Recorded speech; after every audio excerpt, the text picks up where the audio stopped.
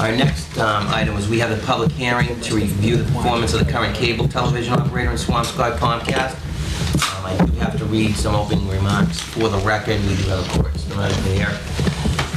As for the record, my name is Dan Santinello. I'm the chairman of the Swampscott Board of Selectmen. And I'll be chairing tonight's hearing on behalf of the Board of Selectmen in its role as a statutory issuing authority for the town of Swampscott. Before going further, let me introduce the other representatives of the town who are with us tonight. We have members from the Town Technology Committee and Town Administrator. But could the Town Technology Committee please introduce themselves for the record? Mr. Rito. Mike Donovan, I'm actually a network specialist for the town of Swampscott, but I'm also a member of the Technology Committee. I'm Tom Reed. I teach TV production at the high school, and with my students we run Channel 15, the educational component of town cable. Herb Elton, I'm a lay member of the Technology Committee. Great.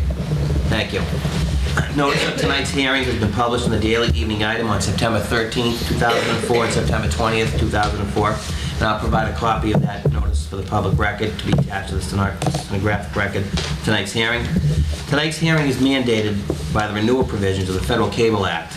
The current Swampscott cable television license will expire on April 17, 2005. The town is currently involved in the federally required ascertainment process. The purpose of tonight's hearing is to, 1, identify future cable-related community needs and interests, and to review the performance of Comcast, previously AT&T Broadband, under its current cable television license.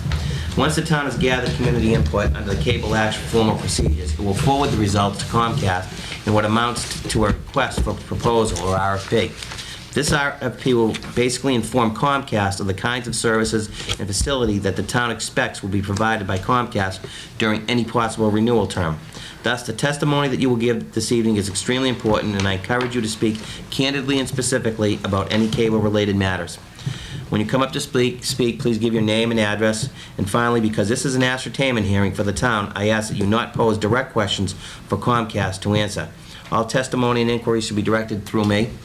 And finally, let me note, pursuant to the applicable law, the Board of Selectmen does not have the authority over Comcast subscriber rates or its commercial programming decisions. This is not to say that people here cannot comment on the rates or programming. It is just the Selectmen have no authority to set Comcast rates, nor can the Selectmen require Comcast to carry specific programming. At this time, I'd entertain a motion to open the public hearing. Motion by Mr. Hyde, second by Mr. Pastor. All those in favor? Aye. The public hearing is now open. And I would like to call upon our representatives, or anybody would like to speak regarding this. Yes, ma'am. I don't think I really need a mic. No, just speak loudly and just identify yourself. My name is Bea Brightstein. I've lived in Swampscott since 1957. I'm a senior, obviously. New to obviously, but I am a senior, and I spent 30 years taking care of seniors, and I still, where I live, you see a lot of seniors. At any rate, I'm here to request, if possible, to have Comcast consider that seniors would appreciate very much a small discount for their bills. Particularly now that I've been retired for several years, I myself invested in the computer and learned to use it, and it has filled my life very interesting. Email, get on the web, write letters to my kids. I write letters to make me feel as though I'm doing something important, which it is. And the bills, especially for the computer, are very high. Plus. I don't indulge myself with the favorite channels or HBO and the other movie channels because it just adds up to the bill very, very much. So that if it's possible, I'd like to have them consider $5 discount for seniors. And I don't know if many of them have computers, but I'm sure some do. And computers are expensive on Comcast. And that's all I have to say. Thank you very much. Next. Mr. Reed, are you going to carry on? No, and we're here to listen to what residents have to say. Sir? Yes, my name is Bill Hennessy, and my career path took me at one time to the periphery of the cable television industry. And many, many years ago, as it was first conceived, it was going to be commercial-free television. And you were going to get all of the service for a monthly fee. We do get the service for a monthly fee, but we're also subjected to commercials. And I trust that those commercials do constitute a substantial income stream to the provider.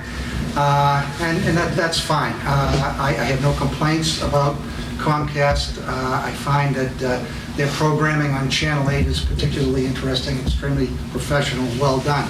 I also enjoy the work of Mr. Reed and the students. I also like to be able to watch these proceedings, the proceedings of other town boards and committees and town meeting.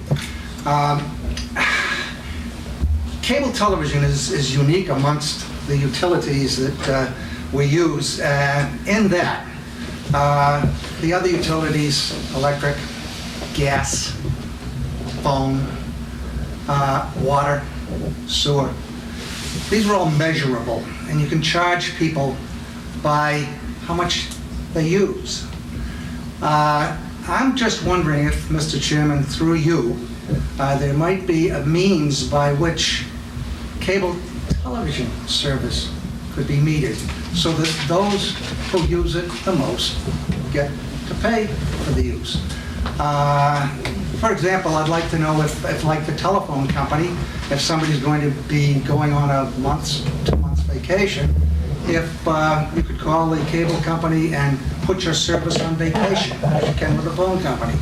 You know, it's just a minimal charge to keep the number, keep your own telephone number and to shut the service down while you're gone. And a small charge to reinstate it when you come back. These are, I guess the big concern would be, does the technology exist now, or is it possible, is it feasible to meter the service so that those who use it most, pay the most? Thank you. Thank you, Mr. Hennessy. I believe those are valid questions. Yes, ma'am. My name is Mary Cobbett. I'm a senior. I have one objection to metering. A lot of your seniors probably use the TV the most.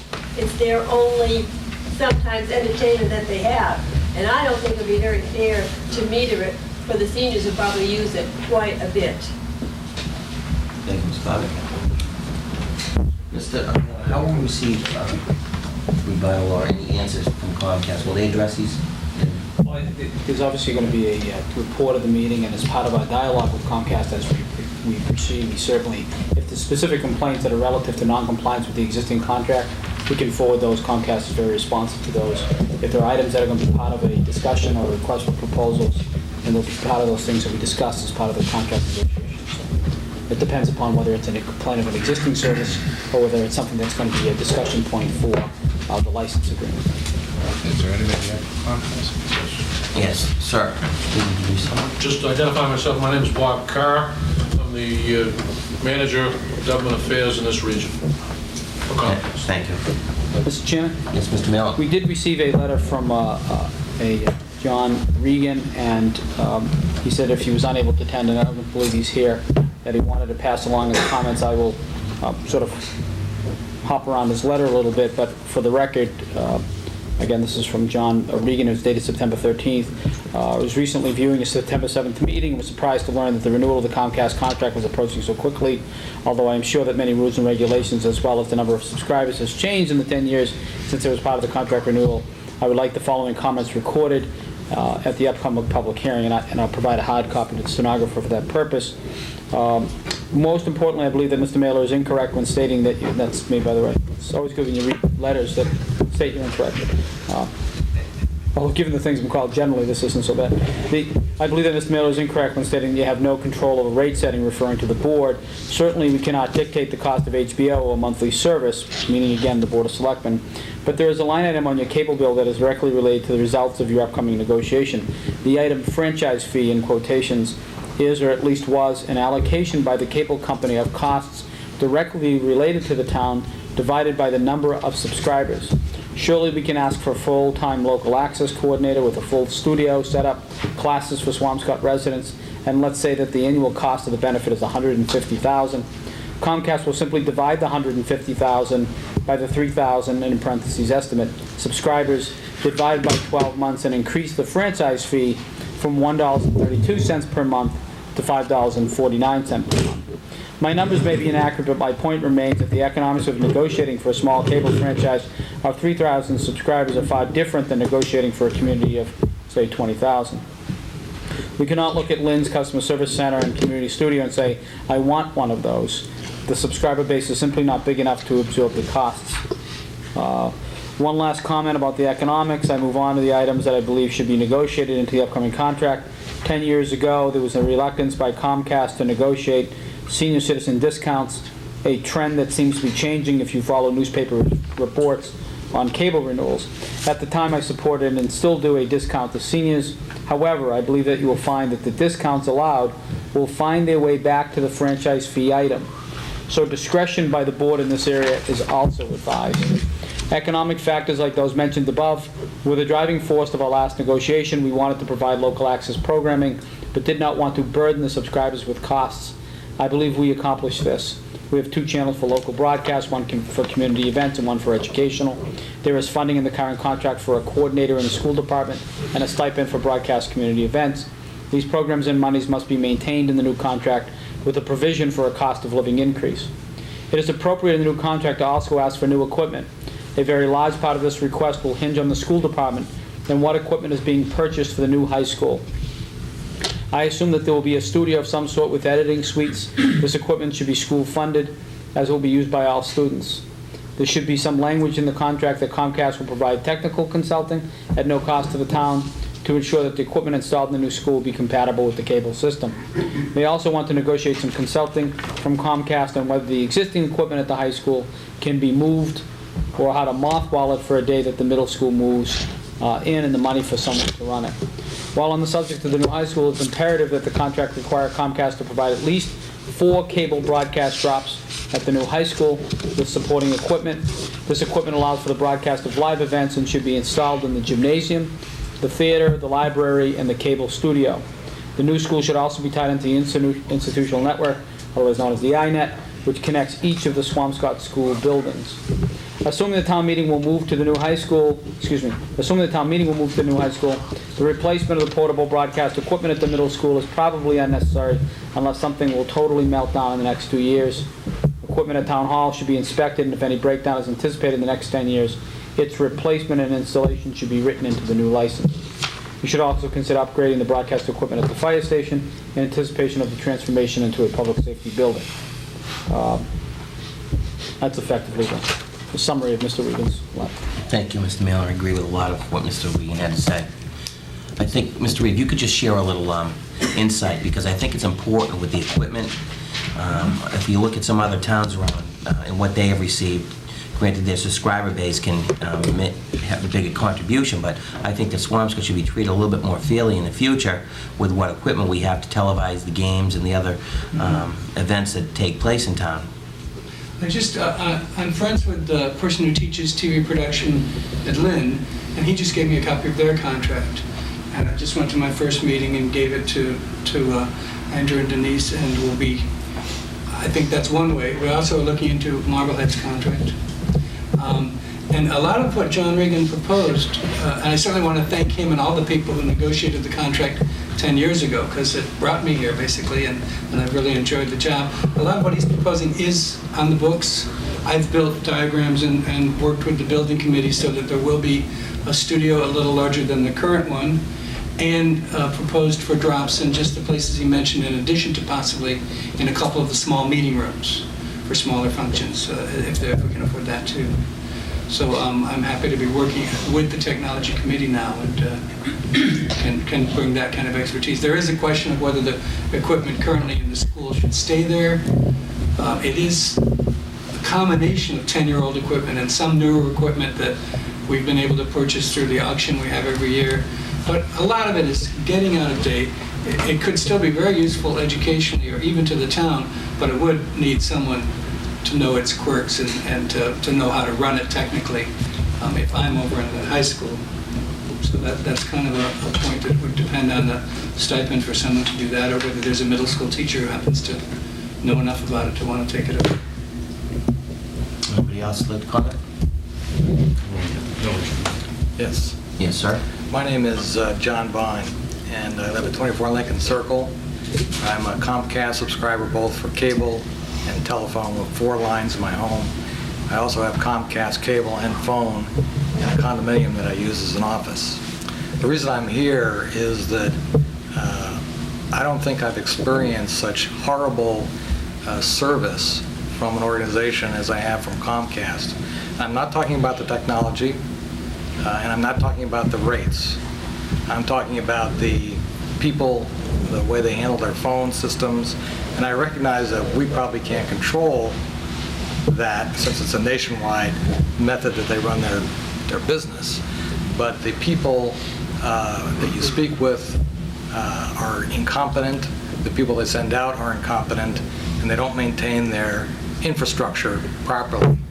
I was living next door in a rental property to Mr. Demento here for a year, moved back to Lincoln Circle, and when I moved back, I discovered that I wouldn't have any of those services at that location for an indeterminate period because Comcast hadn't determined that something under the street wasn't working. Now, it was working fine when we moved out, and there was nothing wrong, it turns out, with anything to do with the residents, but it was a real problem. And I can go on for the 30 pages that I'm writing to the general counsel of Comcast, but you're not really interested here. I have 3 questions. My questions are, what is Swampscott doing to find out what the people of what's the board doing to find out what the people of Swampscott really think about the services and what the problems are? I recognize this is one of the things. Maybe there's some additional volunteer activity that can do that. Second, what is the board doing to negotiate in league, if possible, if lawful, with other towns whose contracts are coming up for renewal? And third, the only real way to change anything is competition. I read the license, I see it's non-exclusive, but I suppose that really what that means is somebody else has got to pay Comcast for the use of the infrastructure. How is that negotiated if it's possible? I do have to make a disclosure. My law firm represents the Walt Disney Company, which of course is a mortal enemy of Comcast, but that doesn't have anything to do with this. I'm just thoroughly disgusted with Comcast. Thank you very much. I will add that we have in the past had conversation regarding competition. I think it was maybe 8 or 9 years ago with RCN coming into town, who's since been bankrupt. And, this is a monopoly right now. My 15 years on the board has been nothing but rate increase after rate increase. I can't say that the services have gotten that better. We've got the high-speed internet, which we fought very hard for to get it to Swampscott, and we finally did get the golf channel after a lot of debate over that. But for the most part, I do think that people don't feel they're getting a bang for their buck. Sir. Mr. Belkin? Yes, Sir Belkin, Technology Committee. I would like to underscore the importance of this upcoming contract. We are in the very morning of internet and cable communication. It's going to loom so much larger, not only in our lives, the lives of our children and our grandchildren. I grew up with a pencil in my hand. My grandsons grow up with a keyboard in his hand. Commerce, education, political affairs, all of these and more are going to be conducted on the internet. And I'm concerned that we have one source, Comcast, that is going to be providing this particular facility. We want the town to be of the greatest benefit, and that is, as I see it, the purpose and function of the Technology Committee, to communicate and to advise and consent to the selectmen exactly what's going to be upcoming. The future, in a very real sense, lies not only in our hands, but in our cables. Great, thank you very much. Jess? Thank you, Mr. Chairman. First, John, just to respond to what you had said, I would be interested, I'm sure the board would, to hear specifically what your personal issues are at some point. Maybe We'd have to do that. It takes Okay. about an hour and a Well, half. however long it takes, I like to hear it, because I like to hear some specifics as opposed to just general comments on it. Sure. Because I hear, that their service is great, so I just want to hear what you have to say. Well, That may- technology is fine. Okay, I mean, but- as an example, they say they will call back by X time. Never call. When you call back, you get a different person. They read the screen. The screen is wrong about what happened in the prior call. They don't understand what's written. You explain it. Every time you call, the story gets longer and longer. You have to re-educate the person. The only way that I ever solved the problem, by the way, was by being aggressive. I finally found some woman in New Hampshire in their organization who knew what to do, and B, was willing to talk to other people in Comcast. Most of the people, the problem with the way they work is they just enter it on the screen, it goes off, and maybe someday something will happen. Now, the people come out, they don't know what they're doing. They come out and they install all the phones, and after 10 hours, yes, 10 hours, they left, said, oh, it's great. Well, guess what? People called, the phones didn't ring. So they came back, they spent 4 more hours the next day. Finally, they worked. Now, there's still problems. People call, they get a fax tone sometimes when they call my phone line. Just one thing after another. Bills going to, that aren't sent, don't arrive. And then I get a dunning letter when I've paid them, let's see, I paid them $850 on 1 month for all their services, which, by the way, they didn't tell me about before they came out. They said, in the middle of installing the 14 jacks, they said, oh, there's an extra $30 charge per jack to configure it. It's just bad, real bad. Thanks. All right, I'd like to hear a little more in detail, maybe not during this meeting. But I think also it would be helpful, maybe Mr. Carr from Comcast can learn from your experiences and improve the service. What I'd like to speak on behalf is for the seniors. I know Martha Marcoux here, and I have the privilege of being liaison to the Council on Aging. And what I'd like to speak upon is as reported today in the Lynn item, a larger discount specifically for our senior citizens, like let's say 65 and older, like a 20% discount off right across the board. And I know one of the reasons why I want to do that is I think, first of all, it's a very important public service that cable offers, and I think that if our seniors have an incentive to apply for cable, whether it's just a basic cable at $10 odd a month, they can get access to our local stations and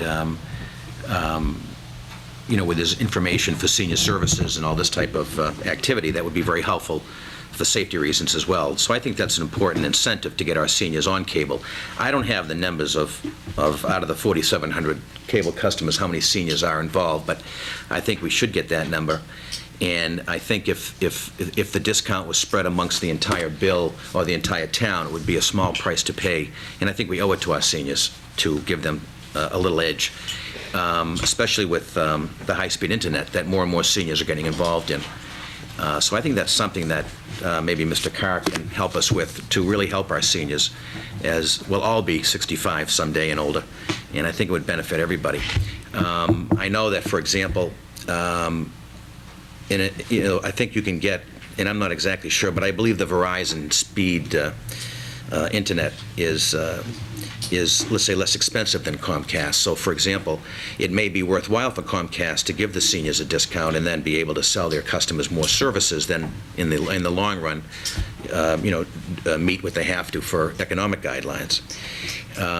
And I just think, again, it's a safety issue, it's a public service issue, and again, if we can help out our seniors and give them a discount, some sort of incentive for this service, I think it would be very helpful and beneficial. So I'd like to speak on their behalf.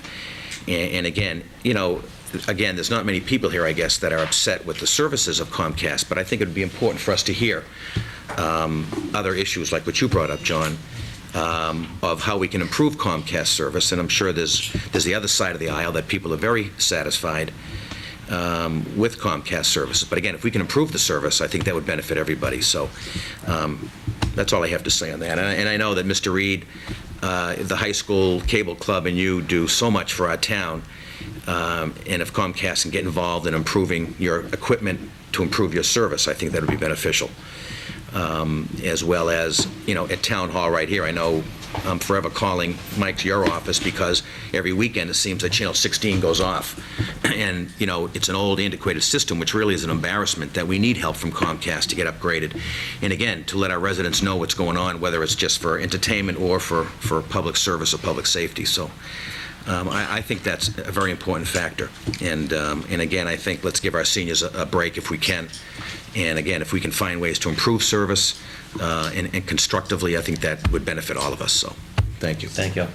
Very quickly, sir. Respond to one thing about what you said concerning RCN. RCN, although in bankruptcy, is providing service in Newton, among other places. And I've talked to the subscribers there who are all extremely satisfied, happy they switched. We couldn't get RCN to look into the feasibility of actually adding lines here. Mr. Chairman? Yes, Mr. Are there other Hyde? communities that Comcast gives these discounts to the senior citizens? Yes, Mr. Pastor has that. Yeah, there are, from our research, and again, Martha and Leslie Sweeney helped me with this, there's about 9 cities or towns that provide a 20% discount off the basic or standard service, anyone over 65. So there's no one on this board that's over 65, so we have nothing to worry about.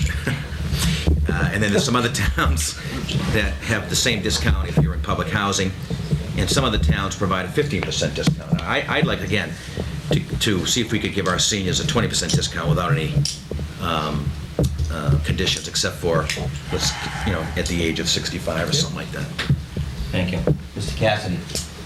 I just wanted to mention that I've had a large number of complaints similar to what Mr. Bond has been saying, the bad service. In fact, so many people are complaining. You weren't complaining about the prices. I hear tons of pricing complaints that the cable goes up whenever they want. We have no control over it. Tons of service complaints, as you had said. And as Mr. Belkin stated, I think this is a very important contract, and I think our Technology Committee, along with Mr. Mailer, this is a very important contract to negotiate for the town. And, I think we're getting so many complaints on this that it's just unfortunate we don't have competition. It's like, I think we've asked for it a number of times, but I mean, here we are, we're landlocked by everybody else, and so somebody else would have to come in through other cities and towns, and everybody's got Comcast, so we're kind of stuck between a rock and a hard place on that one. And hopefully we can, negotiate a half-decent contract.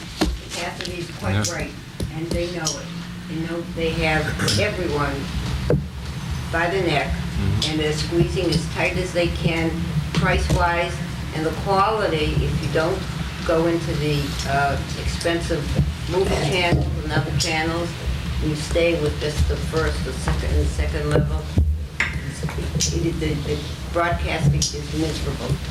Repeats, then they repeat so they know they don't care. They really don't care. I know what to do, but You're not referring to the selectmen's repeated meeting? Never.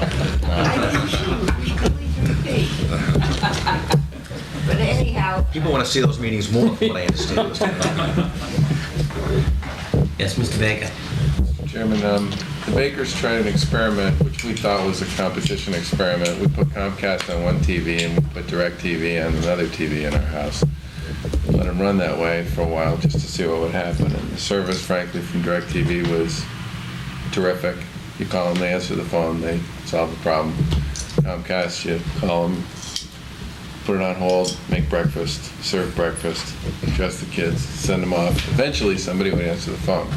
My view is, and so we got rid of them. My view is there is competition in this. You just have to be willing to deal with the satellite dish and everything that comes with it. But I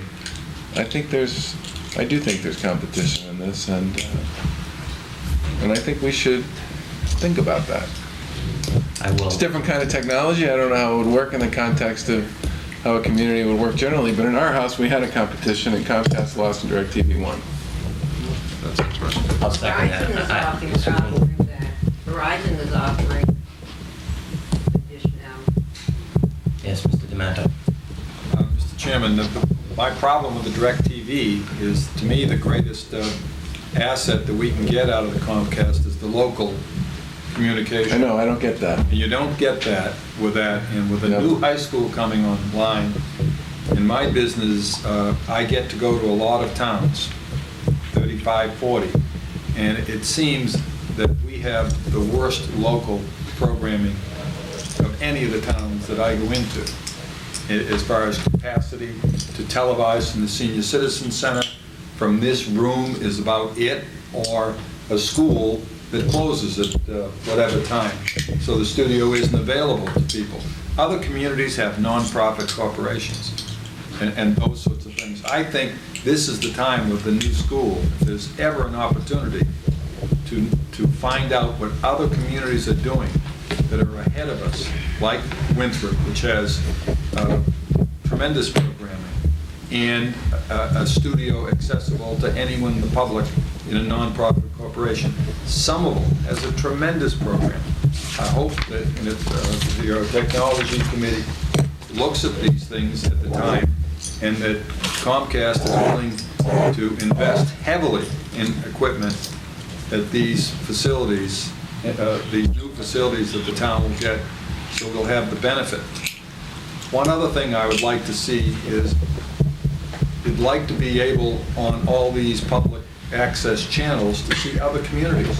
Why can't Marblehead see this meeting, or Lynn see this meeting, or Salem see this meeting that's occurring now? It's all the same system. Is there some gobbledygook reason why we can't see what's a Salem City Council meeting, or a Salem Planning Board meeting, that sort of thing? Why not feed these other places? It will gain greater access. Our problems in Vinnon Square are Marblehead, Salem, and Swampscott. Why can't we approach these from a community or a regional aspect? Maybe we can find some better solutions if people in other towns don't have to rely solely on the newspapers to find out what's going on in other communities. Thank you, Mr. Demento. Commentary? Mr. Chairman, Mr. Mailer. again, a couple of comments. The first is equipment. This contract is a 10-year-old contract that provided equipment to the community 10 years ago. We're a community, I think, that's starved for information. I get pretty regular dialogue from residents. Just generally the conversation that Maureen and I get to with residents who want to watch the selectmen's meetings, have watched the selectmen's meetings, complain that the selectmen's meeting didn't come back up on the regular roll. It's surprising, and what it indicates to us is that it is a community that wants to hear from its public officials, that wants to be involved, echoing Mr. Demento's comments. I think we need more remote origination points, places like the upstairs library meeting hall, places like a fully equipped new high school with the gymnasium and the auditorium and the expanded teaching rooms, and in other spaces around this community where folks have an opportunity to see what's happening with your boards, committees, and public groups. I think there is a desire for that in town. Whether that's a nonprofit corporation is really, quite frankly, another step, and there's probably a bigger dialogue for the community, or whether or not it's just providing the opportunity through technology and equipment for folks to have an opportunity to see what happens in town. Clearly, adding equipment and adding remote origination points and some dollars relative to those folks who broadcast those meetings as they do this Board of Selectmen don't seem to be huge hurdles, and there's clearly a desire in the community for wanting those things. Again, repeating the equipment issue, we operate these meetings are televised effectively out of a closet upstairs in a 130-year-old building. It is not appropriate either for the community or appropriate for the community that wants information.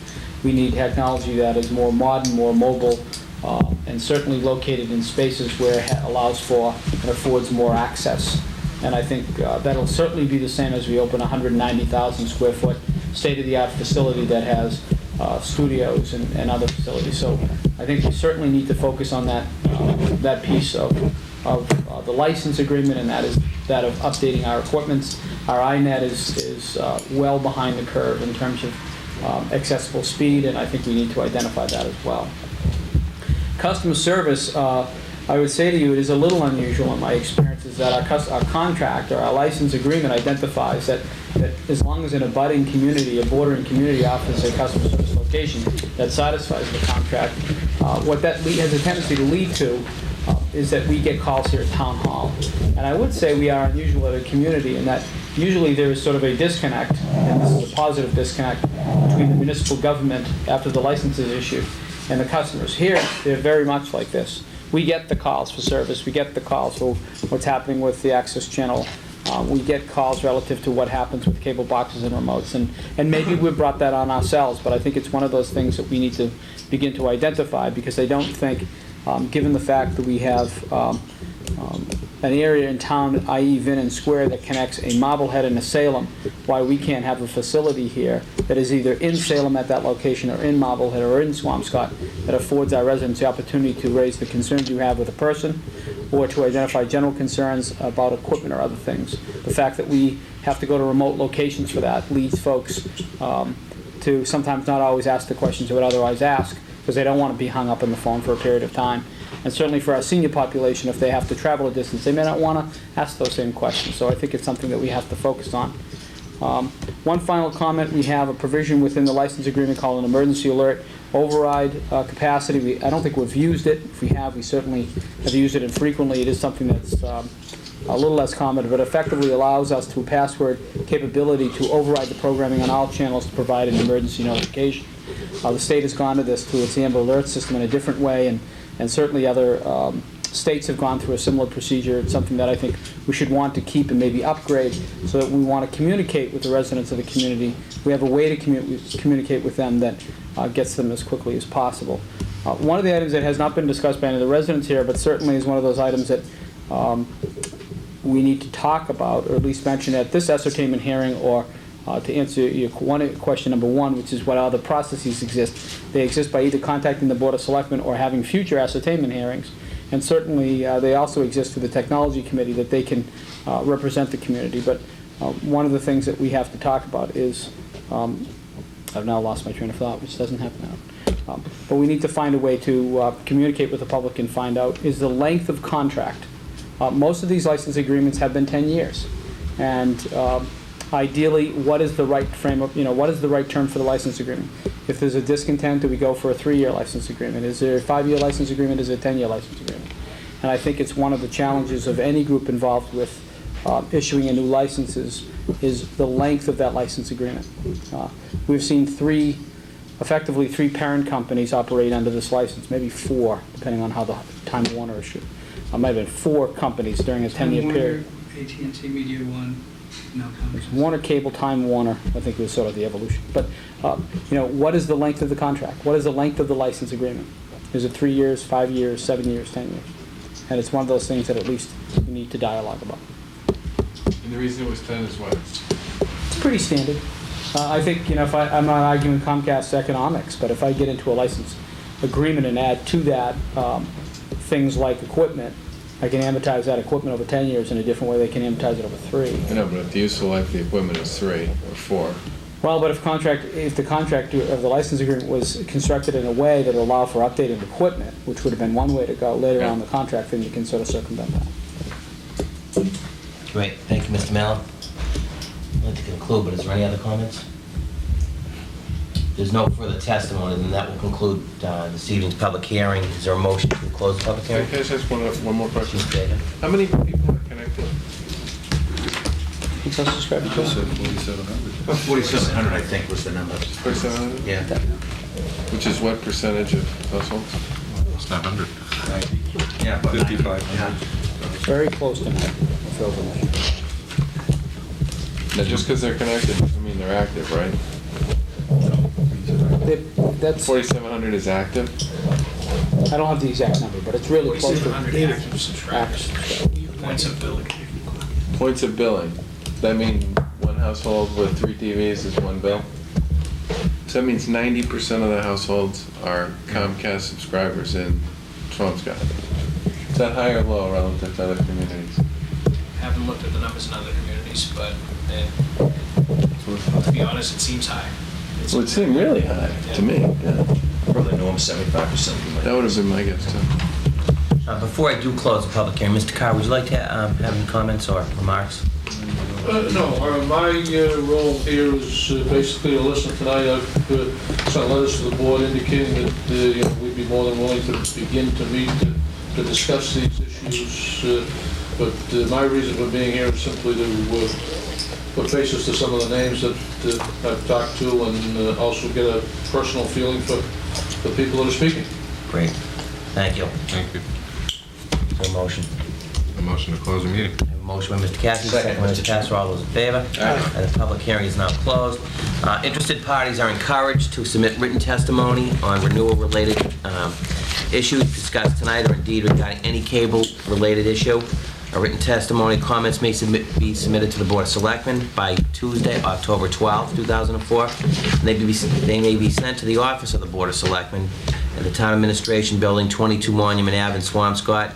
If you have any questions about today's hearing or cable television renewal, you can also call the Selectmen's office at 596-8850. So I'd like to thank everybody that came tonight, Mr. Donovan, Mr. Reed, and Mr. Belkin from the Technology Committee, and from the Senior Center, Ms. Cobbett, Rosen, Ms. Stone, Breitstein, and of course their able leader, Martha Marcoux. We appreciate you coming in here, and Mr. Carr, obviously, from Comcast. So thank you very much for taking the time and to hear your issues. Mr. Carr, One quick question. I assume any correspondence that you received, in addition to what was said tonight, will be added to the record? Yes. I would be interested in knowing what your average penetration rate, at least in sort of communities in eastern Massachusetts, is like. To be honest with you, it varies anywhere from mid-50s to probably in the 80s. I don't think you're at 90 here. I think I'm not sure whether the 4,700 number is a good number. I'm not sure what the actual households passed is here, but 90 would be high. Depending upon the location of the community, depending upon the off-air reception. If you're in an area, Berlin, New Hampshire, for example, where you can't get broadcast television, you're going to have cable television. So you're at 100%. So it's either that or nothing, right? You're at 100%. But the closer you are to major metropolitan areas where you get good off-air reception, the people who use it as a community antenna would not subscribe as much. Can you give us those statistics? Can you get that? That would be just worth knowing to sort of give ourselves some idea about where we fit. I tell you can check your numbers through the franchise fee check that you receive here. We pay 50 cents per year per subscriber to the community on the franchise fee, and I'm sure the other towns would be more than willing to share their numbers with you as well. Why don't you just give it going? That number is actually based on a letter that we received on June 30th, which I have on file upstairs. Yep. So we have those numbers upstairs, and that's why I gave you the 4,700 figure. What's the homes passed, I'm not sure of the exact number. I just think 90 is high. What do we have here in town, 5,500? Correct. Sounds like it's really close to the high. 5,500 households. 85 is probably, I have, Quick math in my head. I have a little history here in that I ran the cable system here when it was Warner, Salem, Linden, Swampscott. I'm going back in the mid-80s, so, some of my numbers are skewed based upon those numbers, but I think 90%, if it is indeed 90% of the homes passed, that is a high number, particularly when we don't even have the entire Board of Selectmen. Well, I'm sitting there thinking to myself. I've got both, okay? And that's one thing that I was going to ask, and I know the public hearing's over, is that you make a strong bid for the NFL Sunday package, which DirecTV owns the rights on Sundays for. But seriously, this is every single NFL football game on Sundays. DirecTV owns the exclusive on that, and now Comcast has the NFL channel, which has football 24 hours a day. The on-demand is pretty good when you go get the highlights, too. Exactly. But I think moving forward, you really have to make a run at the... Believe me, we're trying. That's great. And with the invent of the HD TV, I think you're going to see a lot more of that. The library channel? The library channel. I like it. The senior center channel. That's great. Well, thank you very much for coming in. Thank you all. Mr. Demento, Ms. Tennessee, for coming in too, and your comments.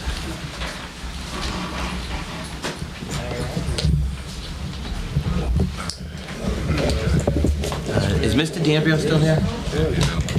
Can we hear, I know he's got an engagement at 9:30.